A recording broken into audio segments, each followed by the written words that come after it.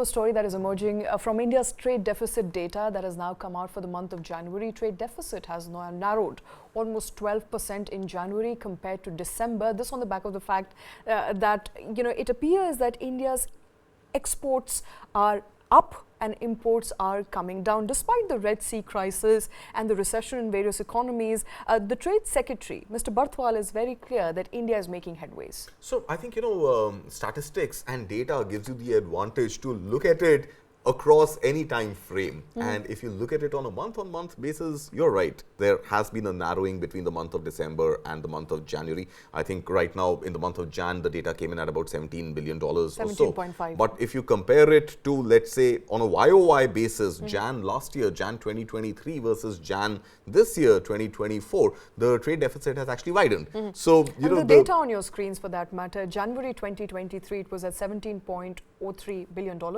In January of 2024, it's $17.49 billion. So it has in fact gone up year on year, but month on month, it's at a 9-month low. Absolutely. So I think, you look at it month on month, good news. You look at it in YOY, yeah, okay, pretty much similar from 17.49 to, just in the vicinity of 17. The deficit is just about $500 million also. Not a big deal for a country which is growing at 7.3% expectedly this year. But yeah, I think, what are the challenges which can confront the trade data?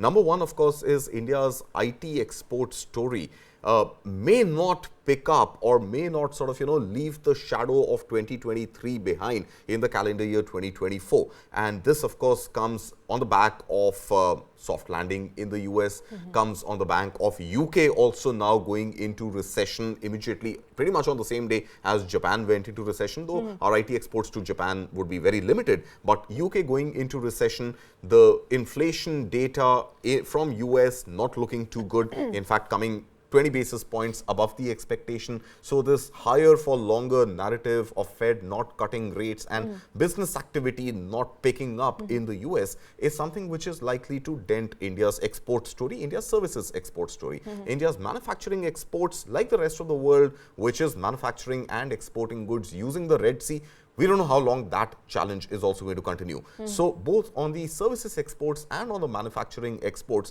there is going to be some challenge which India would be confronted with. And these are issues which are fairly out of India's own area of influence, definitely not within India's locus of control. Absolutely. So these are just trade volatilities, global geopolitical, geoeconomic risks that we have to live with.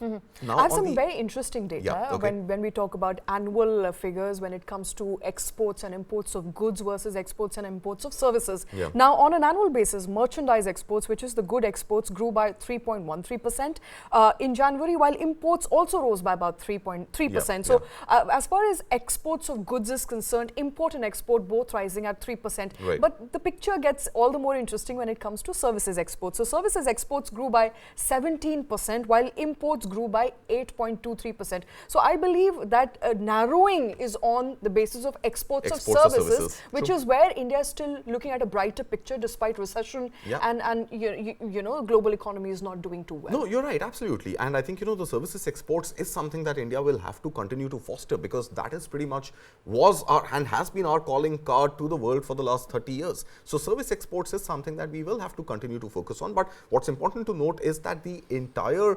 architecture of service exports is likely to, in any case, get disrupted, where India may no longer enjoy the labor arbitrage, the cost advantage with the, incoming of artificial intelligence. Absolutely. And that is something which is still a sector where India is dependent on imports, because we are not making our own semiconductors in the country just as yet.